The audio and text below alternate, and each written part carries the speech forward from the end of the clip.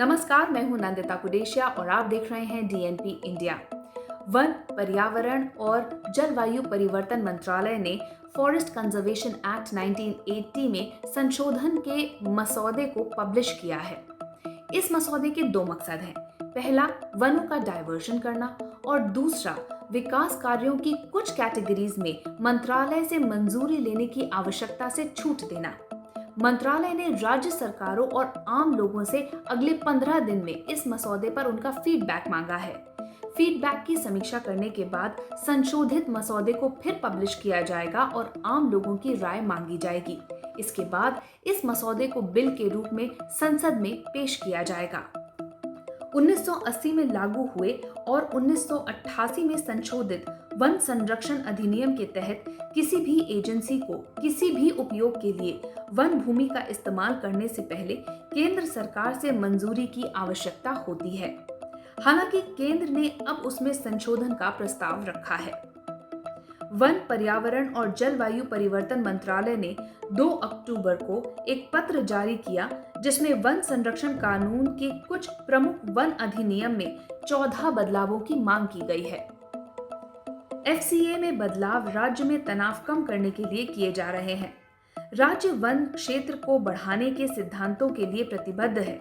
इससे राज्य और निजी संस्थाओं द्वारा बुनियादी ढांचा परियोजनाओं के लिए भूमि तक पहुंचना कठिन हो जाता है। वन संरक्षण कानून में अब तक सिर्फ एक बार ही संशोधन किया गया है।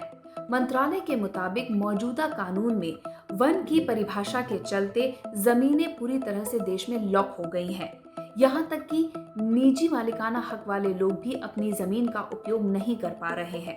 मौजूदा कानून के मुताबिक वन की जमीन को किसी भी उद्देश्य के लिए उसका डायवर्जन, यहाँ तक कि लीज पर देने के लिए भी केंद्र सरकार की अनुमति लेना आवश्यक है। इससे पहले साल 1996 में टीएन गोदावर्मन बनाम भारत सरकार केस में अपना फैसला सुनाते वक्त सुप्रीम कोर्ट ने वन भूमि की परिभाषा और उसके दायरे में विस्तार किया था ताकि ओनरशिप, रिकॉग्निशन और क्लासिफिकेशन के बावजूद सरकारी रिकॉर्ड में वन भूमि के रूप में दर्ज सभी क्षेत्र को शामिल किया जा सके। पहले ये कानून बड़े पैमाने पर वनों और राष्ट्रीय उद्यानों को आरक्षित करने के लिए लागू किया जाता था, लेकिन सुप्रीम कोर्ट ने जंगल के शब्दकोशीय अर्थ को शामिल करने के लिए वन की परिभाषा में विस्तार किया, जिसके चलते एक फॉरेस्टेड लैंड स्वचालित रूप से डीम्ड फॉरेस्ट बन जाएगा, चाहे वो संरक्षित जगह के रूप में लिस्टेड हो, चाहे उसकी प्राइवेट ओनरशिप हो या फिर वो सार्वजनिक जगह हो। मंत्रालय के अधिकारियों ने कहा है कि प्रस्तावित संशोधन मौजूदा कानून के नियमों को कारगर बनाने के लिए किए जा रहे हैं। ये भी कहा गया है कि वन भूमि की पहचान बहुत ही सब्जेक्टिव और मनमाना है और इस अस्पष्टता के चलते लोगों और संगठनों में काफी नाराजगी रही है और कई बार विरोध भी हुआ है। मंत्रालय का कहना है कि रेलवे, सड़क, यातायात और राजमार्ग मंत्रालय भी इसे लेकर कड़ी आपत्ति दर्ज करा चुका है।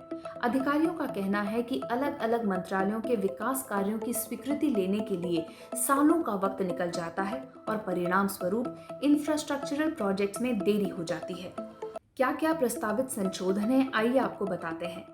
मंत्रालय ने कहा है कि सड़क और रेलवे मंत्रालय के द्वारा अधिग्रहित किए गए तमाम जमीनों को अधिनियम से छूट दे दी जाए। मंत्रालय का कहना है कि इन जमीनों का अधिग्रहण सेवाओं के विस्तार के लिए किया गया था। वक्त के साथ इस जमीन पर वन उगाए और मंत्रालय इस जमीन का इस्तेमाल नहीं कर पाया। अगर ये संशोधन लाए जाते हैं तो तमाम मंत्रालयों को प्रोजेक्ट्स के लिए अनुमति की जरूरत नहीं पड़ेगी। साथ ही उन व्यक्तियों की जिनकी निजी जमीन state specific private forest act के तहत आती है या फिर 1996 के सुप्रीम कोर्ट के आदेश के तहत वन की शाब्दिक अर्थ के अंतर्गत आती है, उन्हें आवासीय इकाइयों सहित जेन्युइन पर्पस के लिए संरचनाओं के निर्माण की अनुमति दी जाए। इस तरह एक मुश्त छूट के रूप में 250 मीटर वर्ग तक निर्माण किया जा सकेगा। अंतर्राष्ट्रीय सीमा के करीब रक्षा योजनाओं को भी निर्माण के लिए स्वीकृति की जरूरत नहीं होगी। वन भूमि पर तेल और गैस की खुदाई को भी मंजूरी होगी, लेकिन इसके लिए एक्सटेंडेड रिसर्च ड्रिलिंग तकनीक का ही उपयोग किया जाएगा। मंत्रालय ने लीज के नवीनीकरण के दौर में गैर वाणिज्यिक उद्देश्यों के लिए लेवी को हटाने का प्रस्ताव दिया है। मंत्रालय का कहना है कि लीज देने और नवीनीकरण के समय डबल लेवी लगाना तर्कसंगत नहीं है।